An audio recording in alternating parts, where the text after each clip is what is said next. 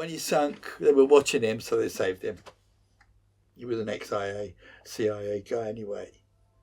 You know, I've got lots of these little stories that are really... Little stories.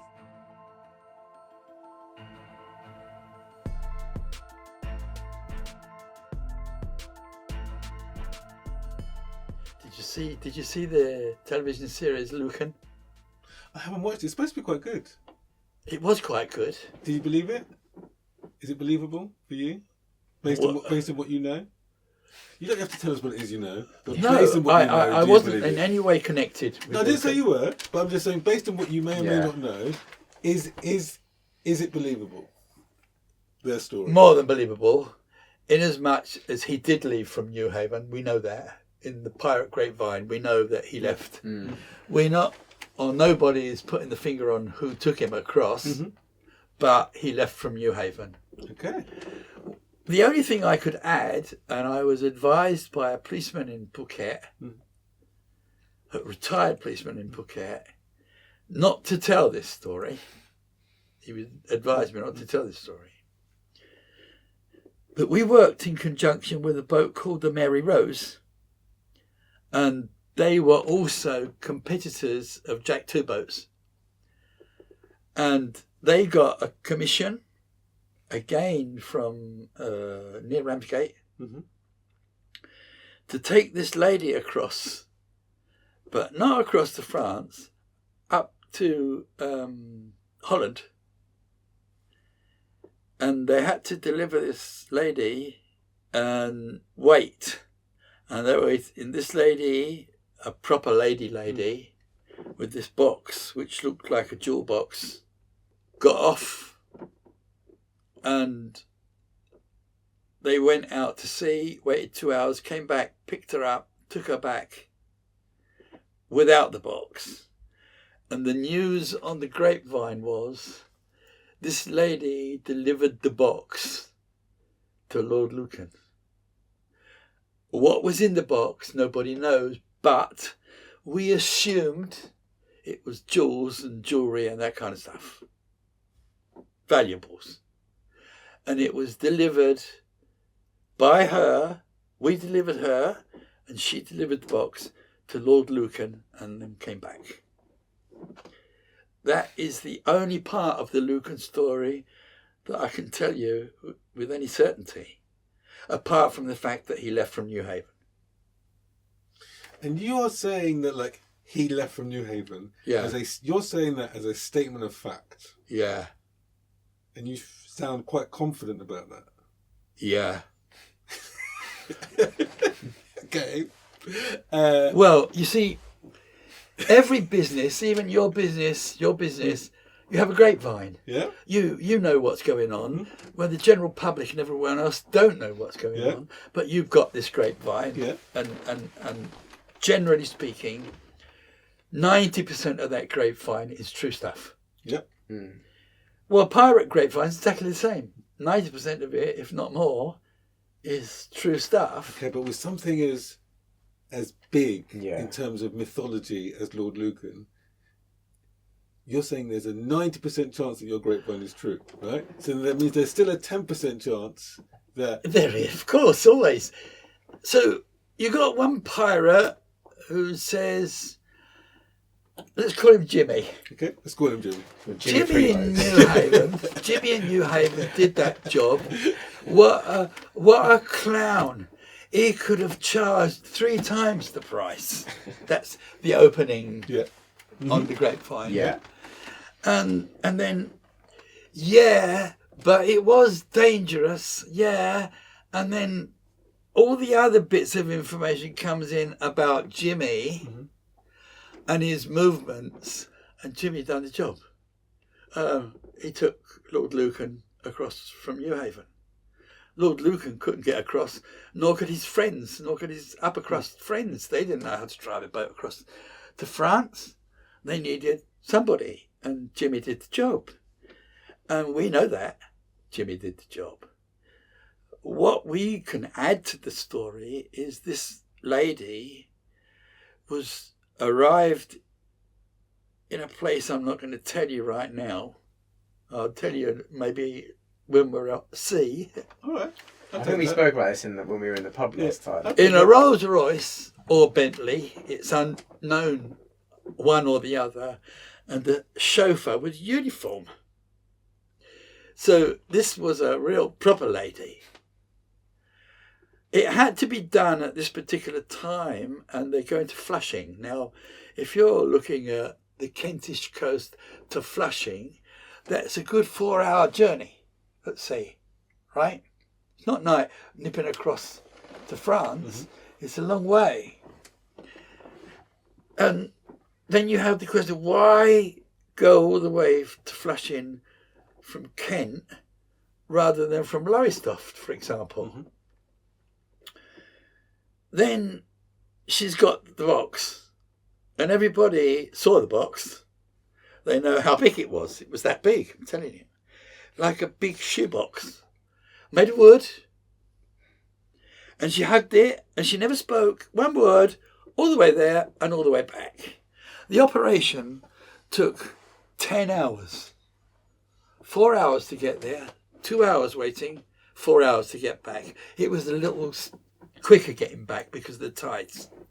Okay, but when we talked about the smuggling of people, any person, out of the country beforehand, you said that one of the cardinal rules of being in that industry is that you don't ask any questions. Don't ask any questions.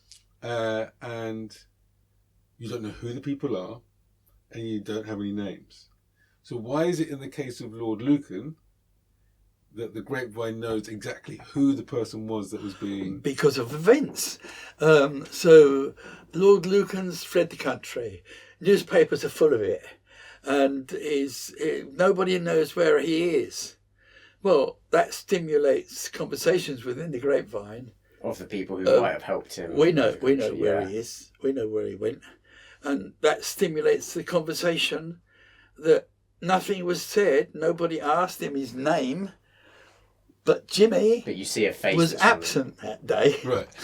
Jimmy went out fishing that day, and he didn't catch any fish, poor soul. Right, that's it. And he came back with no fish, poor Jimmy.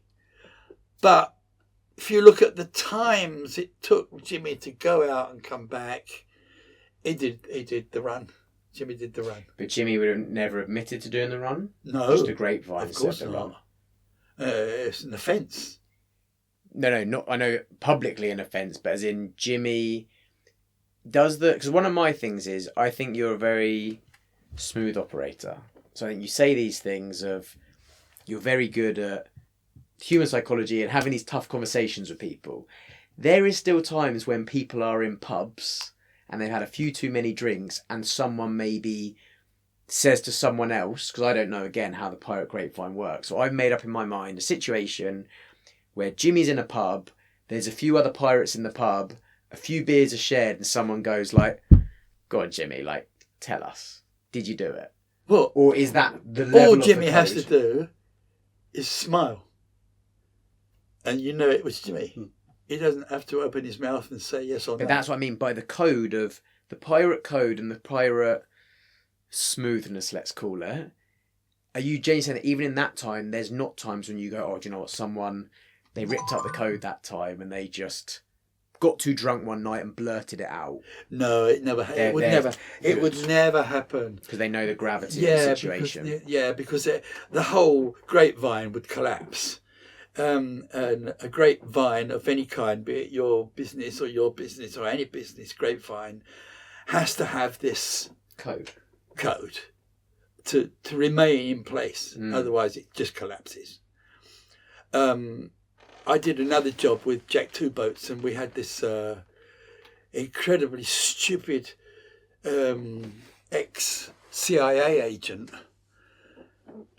who, in our opinion, we didn't know, but in our opinion, had stolen this yacht from the CIA. It was a yacht that was used as a stakeout, right?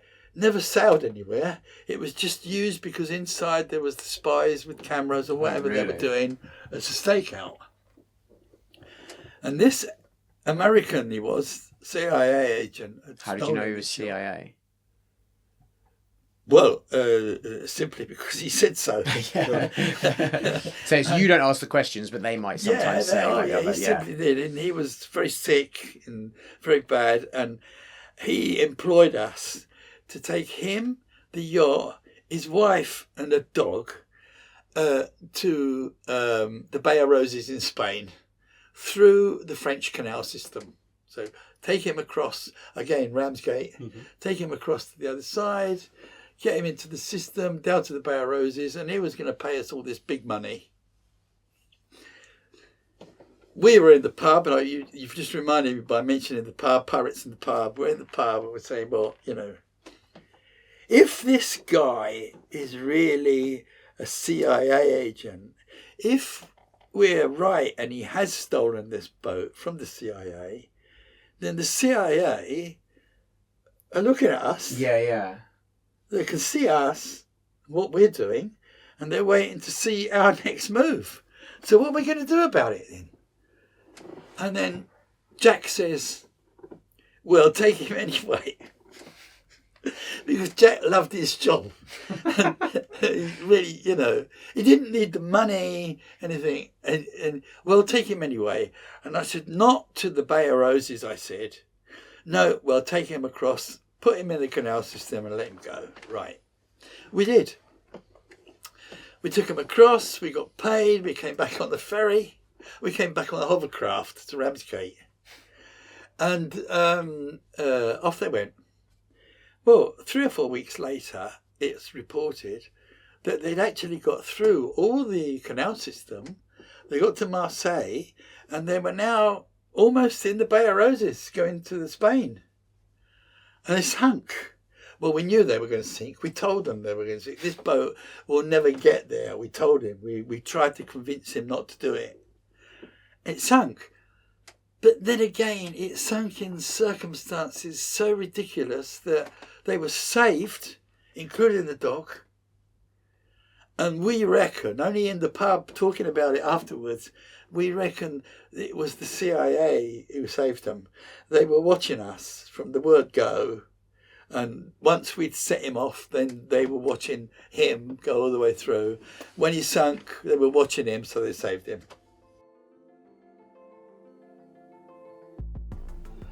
So we got in touch with the New People's Army, and we blew the factory up. Of course you did. Of course you did.